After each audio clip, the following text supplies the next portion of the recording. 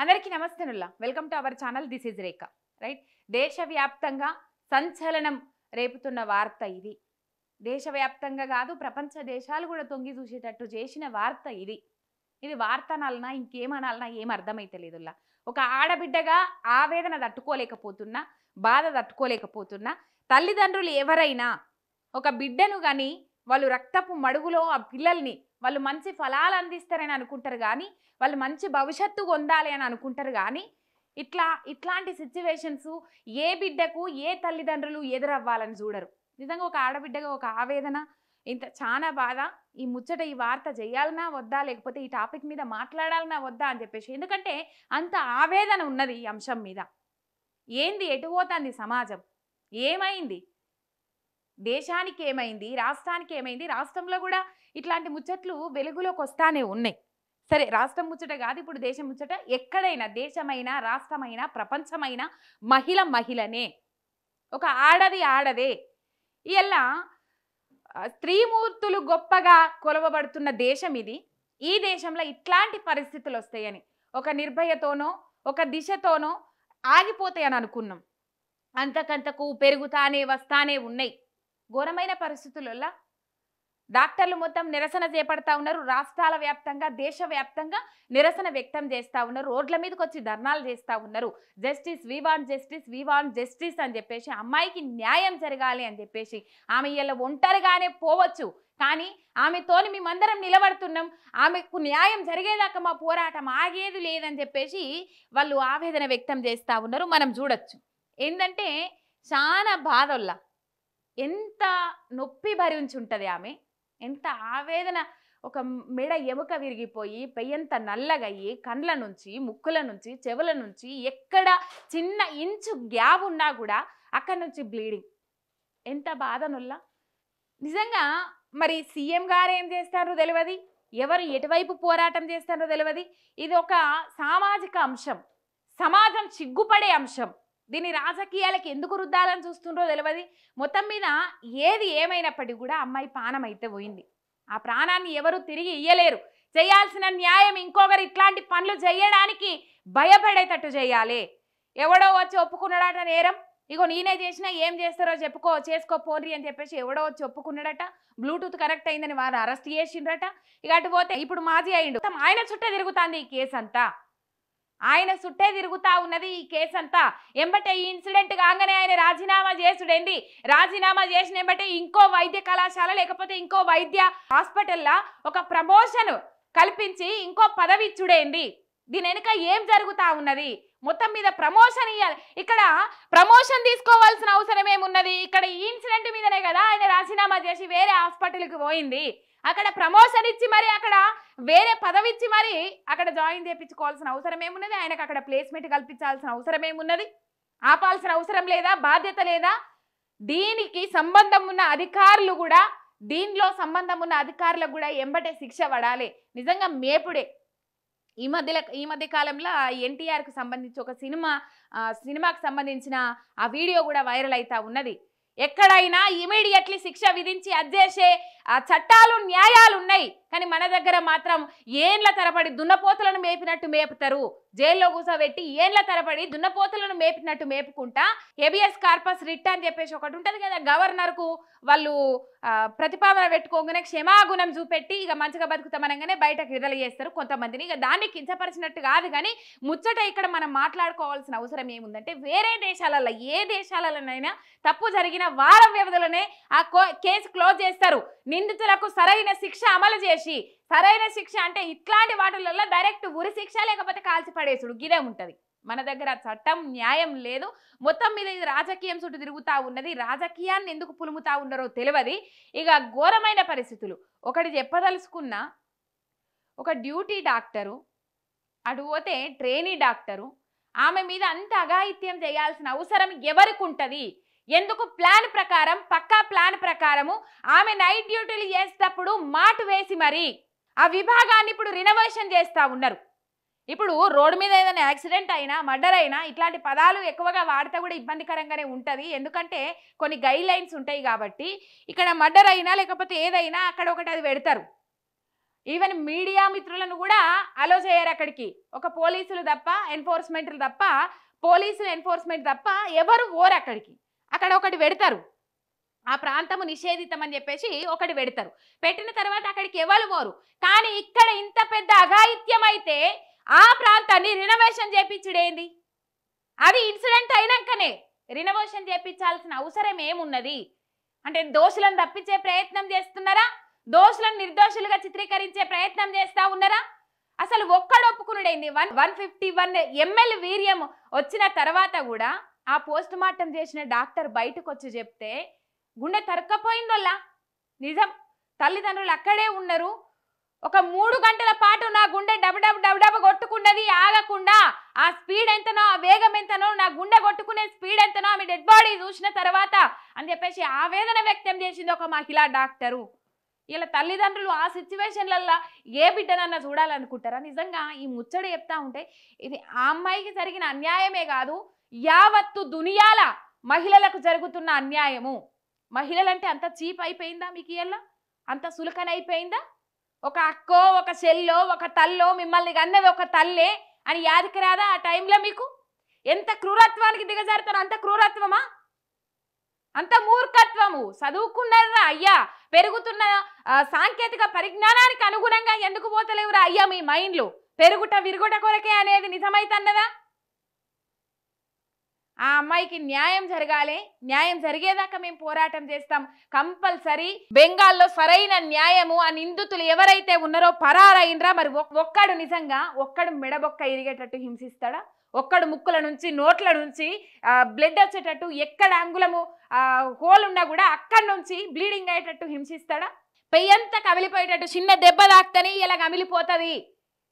పేంత గమిలిపోయినట్టు చేస్తారా? ఇది పక్కా గ్యాంగ్ రేపే. ఇది పక్కా గ్యాంగ్ రేపే. ఎవడెవడు ఉన్నాడో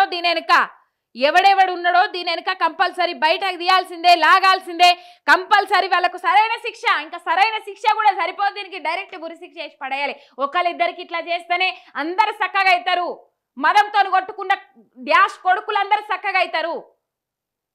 ఇలా ఇట్లా మాట్లాడాల్సిన అవసరం ఏమున్నదోళ్ళ చెప్పుండ్రి. ఎంత బాధ అయితే ఇవాళ అట్లాంటి మాటలు బయటికి రావాలి?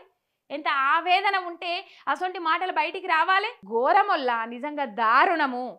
ఏం బట్టే రిజైన్ చేస్తాడట ఆ ప్రిన్సిపల్, వేరే దాంట్లో ఇచ్చేస్తారట. అక్కడ గవర్నమెంటే నడుపుతుంది కదా. మరి హాస్పిటల్ రినోవేషన్కి ఎందుకు పర్మిషన్ ఇచ్చిండ్రు? ఒకప్పుడు బెంగాల్ అంటే మత సంస్కరణోద్యమకారుడు రాజా రామ్మోహన్ రాయ్, జనగణమన సృష్టికర్త రవీంద్రనాథ్ ఠాగూర్, వితంతు వివాహాల ఆద్యుడు ఈశ్వర్ చంద్ర విద్యాసాగరుడు, నేతాజీ సుభాష్ చంద్రబోస్, భారతదేశ ఆత్మను విదేశాల్లో ఆవిష్కరించిన వివేకానందుడు, మొక్కలకు ప్రాణం ఉంటుందని నిరూపించిన జగదీష్ చంద్రబోస్, భారత సినిమా సృష్టికర్త సత్యజిత్ రే. ఇప్పుడు రాజకీయ కక్షలు, డ్రగ్స్ మాఫియా, ఇంకొక ముచ్చట బయటకు వచ్చిందట. ఇక బెంగాల్ అంటే ఇవే ముచ్చట్లు వినబడతా ఉన్నాయి. ఎందుకు ఎటపోతుంది లా అండ్ ఆర్డర్? కంట్రోల్ తప్పిందా? ఎవరి ఆధీనంలో లేకుండా అయిందా? వాళ్ళు చెప్తేనే పాలకులు, రాజకీయ నాయకులు పాటించే స్థితికి దిగజారిపోయిందా అనే అనుమానాలు వస్తున్నాయి. నిజంగా తీవ్రమైన అనుమానాలు, విమర్శలు. ఎందుకు ఇంకా న్యాయం చేసే దిశగా ముంగడికి పోతలేరు? సిబిఐకి అప్పచెప్పంగానే అయిపోతుందా? సిబిఐ విచారణ చేయాలని చెప్పేసి సిబిఐకి అప్పచెప్పంగానే అయిపోతుందా? దీని మీద ఎవరైనా పావులు కదిపితే కావాల్సుకొని ఇట్లాంటి చిత్రీకరించే ప్రయత్నం చేసిండ్రేమో, అంటే గేమ్ ప్లే చేసిండ్రేమో, కావాల్సుకొని గేమ్ ప్లే చేసే పకడ్బందీగా ప్లాన్ ప్రకారం ఇట్లా అటాక్ చేపించిండ్రేమో. ఇప్పుడు దాదాపు ఒకప్పుడు సిబిఐ, ఈడీ ఇట్లా మాట్లాడితే కొందరు కోపం రావచ్చు, కానీ సిబిఐ, ఈడీ దర్యాప్తు సంస్థలంటే గజ గజ గజ వనికి పోయేటోళ్ళు. ఇప్పుడు కేంద్రం చేతుల కీలుబొమ్మలు అయిపోయినాయి ఈ రెండు దర్యాప్తు సంస్థలు అన్న తర్వాత సిబిఐ, ఈడీ అంటే ఎవడు భయపడతలేడు ఇయ్యాల రేపు. అప్పుడొల్లా గజ గజ గజ వణికిపోయేటోళ్ళు సిబిఐ తనిఖీలు, లేకపోతే ఈడీ సోదాలని ముచ్చడిన పడితే గజ గజ గజ వణికిపోయేటోళ్ళు, ఎక్కడెక్కడ పరారాయేటోళ్ళు. కానీ ఇప్పుడు ఆ పరిస్థితి లేదు. కేంద్రం చేతుల్లో కీలు బొమ్మలు లెక్క అయిపోయినాయి. కొన్ని ఉదంతాలు, కొన్ని సంఘటనలు చూస్తూ ఉన్నాం మనం. కేంద్రం చేతుల కీలు బొమ్మలు అయిపోయినాయి అని ముచ్చట తెలిసిన తర్వాత అవంటే ఎవరు భయపడతలేరు. ఒక 50% భయపడతలేరు వల్ల నిజం ఈ ముచ్చట. మరి ఏదన్నా దీన్ని రాజకీయంగా వాడుకోవాలని చూస్తే సిబిఐ సంస్థ న్యాయం చేస్తుందా? దీని మీద అంటే నేను ఇక్కడ క్వశ్చన్ మాత్రమే రేజ్ చేస్తున్నా, మళ్ళీ ఇదే కరెక్ట్ అని అంటలేను. ఎందుకంటే ఇట్లాంటి సెన్సిటివ్ ముచ్చట్లు, సెన్సిటివ్ పాయింట్లు ఇప్పుడు దాదాపు దేశం మొత్తం కోడైకొస్తా ఉన్నది. దేశమంతా ఆమె గొంతుగా గలం వినిపిస్తా ఉన్నారు. డాక్టర్స్ కానీ, నర్సు కానీ, సామాన్య ప్రజలు కానీ, ప్రజానికం కానీ ఎటుపోతుంది ఈ దేశము? భరత మాతాని కొలుస్తాము, ఒక స్త్రీమూర్తిని కొలుస్తాము అని చెప్పేసి దేశానికి ఒక స్త్రీమూర్తిని గర్వంగా కొలుసుకున్నప్పుడు ఇప్పుడు స్త్రీలకు స్వేచ్ఛ ఎక్కడిది? సమానత్వం ఎక్కడిది? స్వాతంత్రం ఎక్కడిది? మొన్న గతంలో 78వ స్వాతంత్ర దినోత్సవం జరుపుకున్నాం. ఆ పూటనే గతంలో ఈ ఘాతుకం బయటకు వచ్చింది. కరెక్ట్ రోజు చూసుకున్నారా? Correct point చూసుకున్నారా? పకడ్బందీగా ఇది చేసిండ్రా? ఏమో తెలవాల్సి ఉంది. నిజాలన్నీ బయటకు రావాల్సిందే. ఈ అంశం తెర మీదకి వస్తే ఈ అంశాన్ని చూస్తున్న కొద్దీ దీని చుట్ట అనుమానాల వలయం ఉన్నది. ఆ అనుమానాల అన్నిటికీ సమాధానం చెప్పేదెవరు? దోషులను ఖచ్చితంగా శిక్షించేదెవరు? దోషులను నడి బజార్ల నిలబెట్టి కంపల్సరీ ఉరి శిక్ష వేసేదెవరు? ఆ బిడ్డకు న్యాయం చేసేదెవరు? ఇలా న్యాయం అవుతుందా? తిరిగి ప్రాణం వస్తుందా? ప్రాణాన్ని తీసుకొస్తారా? కానీ ఆత్మకు శాంతి చేకూరాలంటే చేకూరుతుందా? ఎంతో భవిష్యత్తు ఉన్నది ఆమెకు. ఇలా ఇట్లాంటి ఘాతుకానికి పాల్పడ్డారు. నిజంగా ఘోరమొల్లా, నిజంగా దుఃఖం వస్తుంది. ఇట్లా ఏంటంటే ఒక జిలధరింపు వస్తుంది అని అంటారు కదా, ఆ ముచ్చట యాద్ చేసుకున్నప్పుడల్లా అట్లా అనిపిస్తుంది. నిజంగా చాలా బాధ అవుతుందోలా. ఎంత అంటే అంత బాధ అవుతుంది. మహిళలకు స్వేచ్ఛే లేదా? అర్ధరాత్రి ఆడపిల్ల బయటకు వచ్చి తిరిగినప్పుడే స్వతంత్రం అని అన్నారు. ఇలా ఆడపిల్లలు బయట కనబడకుండా చేస్తూ ఉన్నారు. చిన్న చిన్న పిల్లలు, పసికూణలు, నెలల పసికందుల నుంచి ఏండ్ల వృద్ధుల దాకా. ఏంది ఇది? ఆడదంతా అంత చులకన, ఆట బొమ్మన? నిన్ను కన్నది ఒక తల్లే కదా, నీకు ఉన్నారు కదా ఒక చెల్లి, ఒక అక్క. నీ ఇంట్లో మహిళలు లెక్కనే కదా పరాయి మహిళలు. నిజంగా ఇయ్యాల స్టేటస్ల మీద స్టేటస్లు పెడతా ఉన్నారు. వాళ్ళకి ఒకటి నేను చెప్పదలుచుకున్నా, ముందుగా నీ పక్కకు మెదిలే ఆడబిడ్డలను గౌరవించుడు నేర్చుకో, సెటైర్ లేసుడు బంద్ చేసుకో, తర్వాత నువ్వు స్టేటస్ పెట్టు. ఆ అర్హత నీకున్నది. ఏమో కొందరిని ఉద్దేశించి ఈ మాటలు మాట్లాడతానన్నా, ఎంతమందిని ఉద్దేశించి ఈ మాటలు మాట్లాడతానన్నా తెలియదు. కానీ స్టేటస్ల మీద స్టేటస్లు పెడతా ఉన్నారు. పక్కపంటి మహిళ నడుచుకుంటూ పోతే సెటైర్లు వేసే మొగోళ్ళే ఎక్కువైపోయింది ఇవాళ రేపు. ఫస్ట్ ఆ బుద్ధి మానుకో, వంకర బుద్ధితో చూసే బుద్ధి మానుకో. కంపల్సరీ ఆ బిడ్డకు న్యాయం జరగాలి. అర్హులు ఎవ్వరైనా ఇడిచిపెట్టేది లేదనేటట్టుగా ఈ తీర్పు చరిత్రలో నిలిచిపోవాలి. మరో దిశ, మరో నిర్భయ ఇట్లాంటి కేసులు బయటకు రాకుండా అట్లా తప్పు చేయాలంటే గజ గజ గజ వణికేటట్టు ఈ శిక్ష అర్హులు ఎవరైతే, శిక్ష అర్హులు ఎవరైతే ఉంటారో, నిందితులు ఎవరైతే, ఇది ఒక్కడి చేసిందైతే కాదు, దేశం మొత్తం ఇదే మాట్లాడుతుంది. మేము కూడా అదే మాట్లాడుతున్నాం. పక్కా కంపల్సరీ ఇది గ్యామ్ రేపే. ఎవడైతే ఉన్నాడో, ఎవడెవడున్నాడో అందరినీ బయటకు లాగి కంపల్సరీ శిక్ష, ఈ శిక్ష మాత్రం, వీళ్ళేసే శిక్ష మాత్రం దేశంలో చరిత్రలో నిలిచిపోవాలి. కంపల్సరీ ప్రతి ఒక్కరు ఈ కేసు గురించి ఎట్లయితే మాట్లాడుకుంటా ఉన్నారో ఆ వేసిన శిక్ష గురించి కూడా అట్లే మాట్లాడుకోవాలి. సంచలన తీర్పిచ్చింది, చారిత్రాత్మక తీర్పిచ్చింది అని చెప్పేసి ఈ ముచ్చట్లో మాట్లాడుకోవాలి. కంపల్సరీ ఎవరైతే ఉన్నారో, బూతులు వస్తూ ఉన్నాయి, ఎవరైతే ఉన్నారో వాళ్ళందరినీ బయటికి లాగి కంపల్సరీ శిక్ష వేయాల్సిందే. ఎందుకంటే అంత హింస నానుల్లా తట్టుకుంటారా? ఆ నొప్పి బాధ భరిస్తారా? చిన్న కత్తిఘాటు కూరగాయలకు వచ్చేటప్పుడు చిన్న గట్టిఘాటు అయితేనే అమ్మ అని చెప్పేసి దానికి పట్టేసుకొని ఎన్నో రోజులు దానికి రెస్ట్ ఇస్తాం. ఇలా ఒక బిడ్డను నులిమి చిదిమి సంపేసిరంటే మానవ మృగాల మధ్యలో బతుకుతున్నామా? మనుషుల మధ్య బతుకుతున్నామా? మనుషుల మానవ మృగాలను నయముల్లా దానికి ఆకలి తీరితే వేటాడు మానేస్తుంది. మృగాలన్న నయం, అడవిలో బతికేది నయం. ఆకలి తీరితే దానికి వేటాడాల్సిందంత వేటాడి, ఆకలి తీరితే అది ఎవరు కనబడ్డా, దానికి ఇష్టమైంది ఎంత కనబడ్డా అసలు వదిలేస్తుంది. ఇలా మానవ మృగాల మధ్య బతుకుతున్నాం. వన్య మృగాలన్న నయం అని అనిపిస్తా ఉన్నది.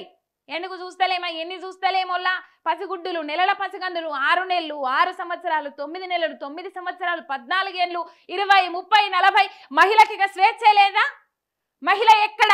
నిజంగా ఒంటరిగా పోవాలంటే భయం అవుతుందలా. మీరు ఏమన్నా అనుకోండి, నిజం భయం అవుతుంది. అంత దిగజారిపోయింది సమాజం. ఎవడు ఎక్కడ ఏ రూపాన వచ్చి ఎముడైతాడో తెలుస్తలేదు. అది పరిస్థితి. మొత్తం మీద న్యాయం జరిగే వరకు పోరాడాల్సిందే, కొట్లాడాల్సిందే. ఆ కుటుంబ సభ్యులకు అండగా బెంగాల్ ప్రభుత్వం నిలవాల్సిందే, కంపల్సరీ నిలవాల్సిందే.